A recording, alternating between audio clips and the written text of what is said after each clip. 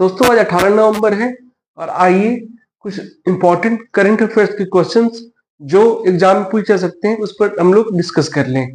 तो आज का पहला क्वेश्चन है, इनमें से कौन सा सम्मान प्रधानमंत्री नरेंद्र मोदी को वर्ष 2024 में नहीं दिया गया। यहाँ इंपॉर्टेंट है कि वर्ष 2024 में इनमें से कौन सा पुरस्कार नहीं दिया गया। तो पहला जो पुरस्कार का नाम है वो grand commander of the order of the Niger, Nigeria का पुरस्कार है। Grand commander of the order of the Niger, ये नाइजीरिया का पुरस्कार है। दूसरा है Dominica award of the honour, Dominica का पुरस्कार है। रूस द्वारा दिया गया पुरस्कार है ऑर्डर ऑफ सेंट एंड्रयू, रूस का पुरस्कार है। Order of the dragon king, Bhutan का पुरस्कार है। और grand cross of the legion of the honour, France द्वारा दिया गया पुरस्कार है। ये सभी पुरस्कारों से, इसके अलावा बहुत से अन्य पुरस्कारों से हमारे प्रधानमंत्री नरेंद्र मोदी जी सम्मानित हो चुके हैं। तो इनमें से कौन सा पुरस्कार 2024 में नहीं दिया गया? तो उसका उत्तर है ई। ये सभी पुरस्कार जो हैं, ये चारों पुरस्कार 2024 में दिए गए हैं, जबकि फ्रांस का पुरस्कार grand cross of the legion of honour इन्हें 2023 में दिया गया था। अब इन पुरस्कारों के बारे में जान लेते हैं। तो अभी जो 17 नवंबर को यानी कल प्रधानमंत्री नरेंद्र मोदी नाइजीरिया पहुंचे और उसके बाद उन्हें grand commander of the order of the Niger, Nigeria का दूसरा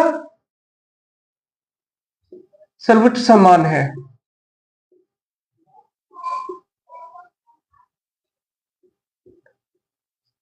जो इन्हें दिया गया। और ये बहुत बड़ा सम्मान है और इसका अंदाजा हम इस बात से लगा सकते हैं कि 1969 में ब्रिटेन की महारानी एलिजाबेथ के बाद में ये पुरस्कार पाने वाले ये दूसरे विदेशी हैं। मतलब पहला 1969 में ब्रिटेन की महारानी एलिजाबेथ को दिया गया था, दूसरा प्रधानमंत्री नरेंद्र मोदी को कल दिया गया। और अभी कुछ दिन पहले ही डोमिनिका का सर्वोच्च नागरिक सम्मान, सर्वोच्च सम्मान डोमिनिका अवार्ड ऑफ ऑनर से भी इन्हें सम्मानित किया। मतलब ये दो सम्मान इसी मंथ में प्रधानमंत्री नरेंद्र मोदी को मिला है। इसके अलावा इस वर्ष ऑर्डर ऑफ सेंट एंड्रयू रूस का और order of the dragon king Bhutan का भी पुरस्कार प्रधानमंत्री नरेंद्र मोदी को मिला है। तो ये दोनों पुरस्कारों में कुछ हद तक देश के नाम अंकित है, लेकिन इन दोनों पुरस्कारों में देश के नाम अंकित नहीं है। ड्रैगन किंग भूटान और सेंट एंड्रयू रूस, इससे हम लोग याद रखेंगे। अब बात कर लेते हैं आगे इस बारे में। तो 17 नवंबर को प्रधानमंत्री नरेंद्र मोदी नाइजीरिया की राजधानी अबूजा, नाइजीरिया की राजधानी कहाँ है? तो अबूजा है, वहां पहुंचे हैं अपने 3 देशों की यात्रा के प्रथम चरण में।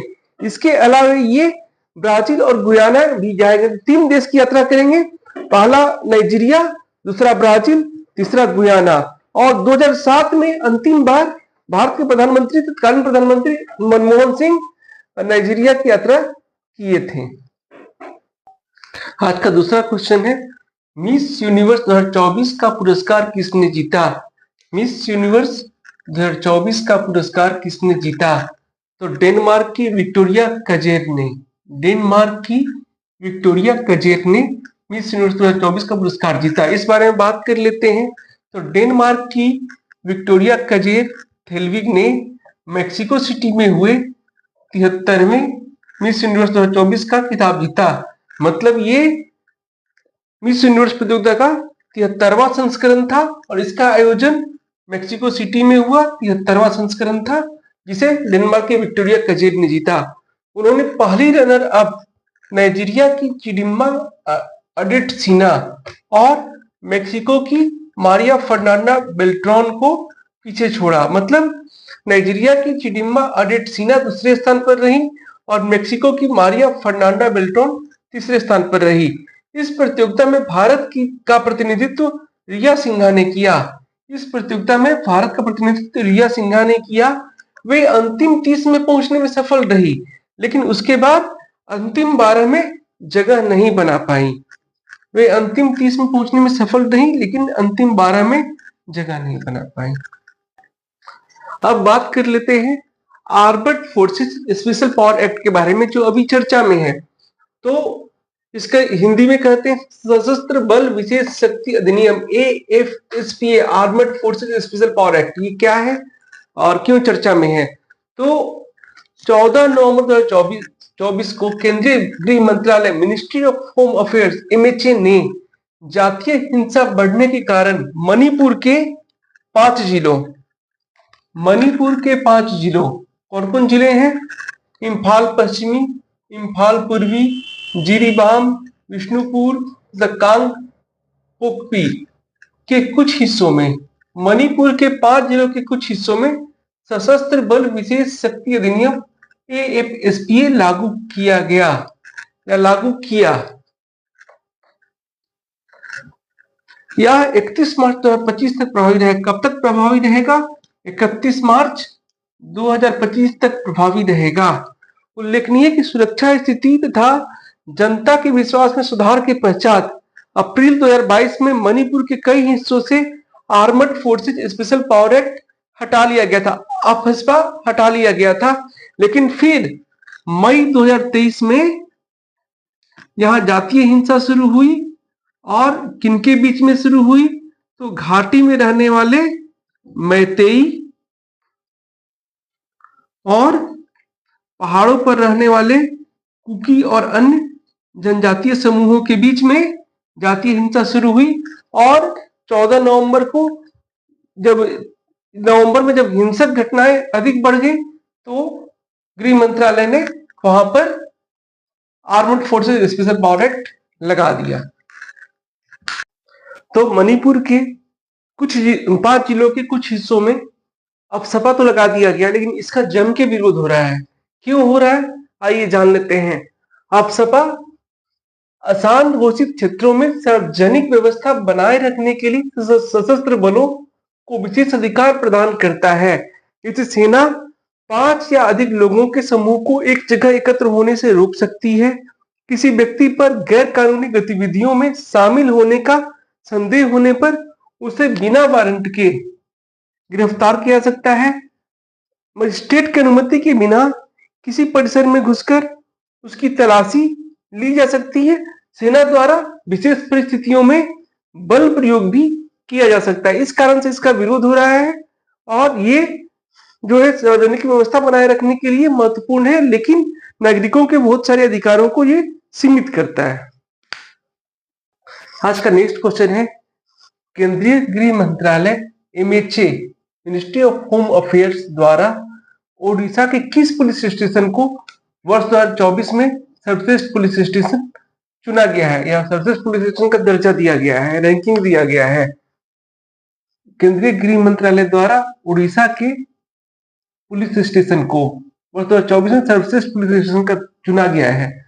तो उड़ीसा के गंजम जिले के पातापुर पुलिस स्टेशन को सर्वश्रेष्ठ पुलिस स्टेशन चुना गया 2024 के लिए। अब नेक्स्ट क्वेश्चन इसी के साथ में है, बैंकों द्वारा अपने ग्राहकों को कॉल या संदेश कितने अंकों वाले, कितने डिजिट वाले नंबर से किया सकता है? तो 6 अंकों 6 डिजिट वाले नंबर से अब बैंक का कॉल आएगा ग्राहकों को।